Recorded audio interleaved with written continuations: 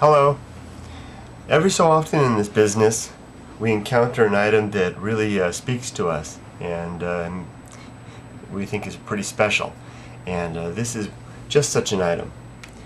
This is a very large solid wood Japanese Kokeshi doll, Kokeshi Ningyo as they are called, and this doll is not only has a beautiful shape.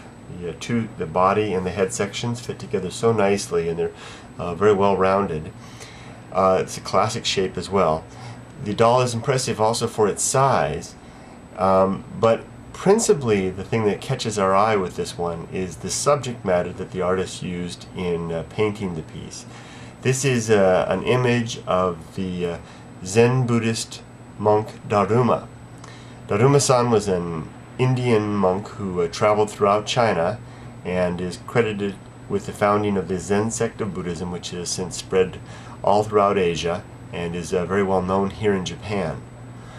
Daruma is typically illustrated with this rather severe expression on his face, which is thought to be symbolic of his determination and will in striving after his goals and in not allowing misfortune to overtake him, and eventually in achieving enlightenment. Daruma-san is thought to, the stories go, that he meditated for several years before he at last achieved enlightenment. And we often see images of Daruma in art and statuary as well as in dolls illustrating this countenance. An example of Daruma-san's severe appearance is with this statue. This is a more realistic image of Daruma. This is also currently listed, and you can see that if we take a look at the face, we can see the very serious expression on his face.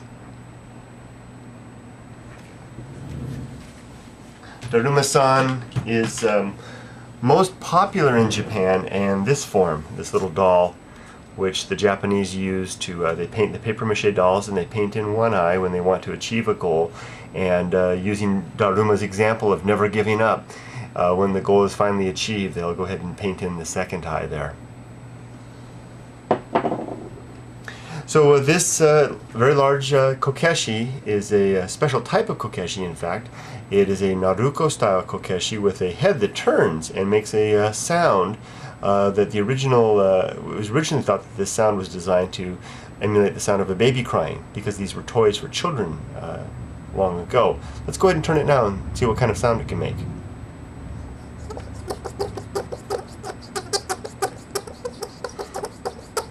Well, it doesn't sound very much like a baby, but we can indeed hear the sound. And now let's take a close look at the features on this doll. You can see very fine brush strokes were used. Very nice piece. The woodwork, you can see the wood grain throughout. Very nice. All along here we've got the earring.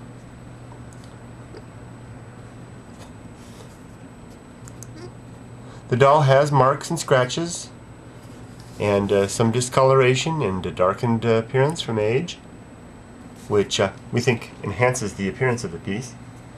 There is Japanese writing on the back of the doll, as well as on the underside, though as the writing is quite stylized, we are unable to make out the meaning, though we suspect it probably identifies the name of the maker and maybe some other information as well. Altogether, my arm is getting tired. It's very heavy. Please check the shipping rates for this item. It is quite heavy. But altogether, this is one of the nicest Kokeshi and Daruma pieces that we've had the pleasure to bring to our store. And we're happy to bring it to you, and we hope that it will go to a home where it can be very well appreciated. This is one of those items that I encounter from time to time that I really am hesitant to even let go.